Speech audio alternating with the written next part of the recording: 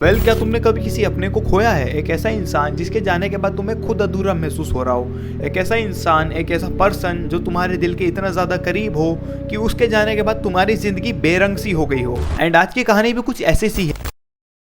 ये कहानी है एक ऐसे लड़के की जिसने अपने छोटे भाई को एक कार एक्सीडेंट में खो दिया था। एंड उसके भाई का नाम था डैनी। डैनी 23 साल का था। वो कोडिंग में बहुत ही ज्यादा अच्छा था एंड उसका बिहेवियर और पर्सनैलिटी भी फनी टाइप की थी। एंड डैनी और उसका भाई दोनों घर में अकेले रहते थे। तो डैनी के जाने के बाद उसके भाई को सब कुछ अधूरा अधूरा और अकेला अकेला फील होने लगा। लेकिन फिर उसने एक डिसीजन लिया, not to suicide but to create something else. उसने एक वॉइस मॉडल या चैटबॉट बनाने का सोचा। उसने उस चैटबॉट को इस तरह से ट्रेन किया था कि वो बिल्कुल ही डैनी की तरह लग रहा था। उसके बोलने का तरीका, उसके जोक्स, उसके emoji, the way he makes jokes is completely same as Danny। And एक दिन वो चैटबॉट उसको मैसेज करते हुए कहता है कि तुम्हें याद है जब हम एक बार डैड के गैरेज में बंद हो गए थे।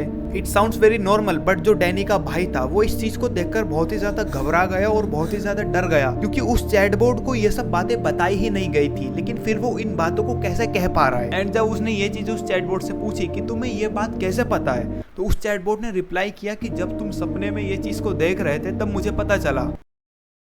एंड इस चीज के बाद वो इतना ज्यादा डर गया कि उसने उस चैटबॉट को डिसेबल कर दिया और कंप्लीटली उसको खत्म कर दिया कि अब इस चैटबॉट से बात ही नहीं करनी है। एंड रात में जब वो सो रहा था तो उसको एक बार 3:12 पर एक मैसेज आया। एंड उस मैसेज में लिखा था कि नीचे आकर दरवाजा खोल दो, मैं नीचे ही खड़ा हूँ।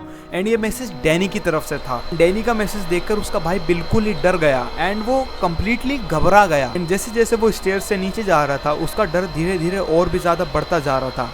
एंड जैसे उसने गेट के बाहर देखा कुछ भी नहीं था। एंड जब सुबह उसने फोन चेक किया उसमें एक मैसेज था, तुम मुझे अंदर क्यों नहीं आने दे रहे हो।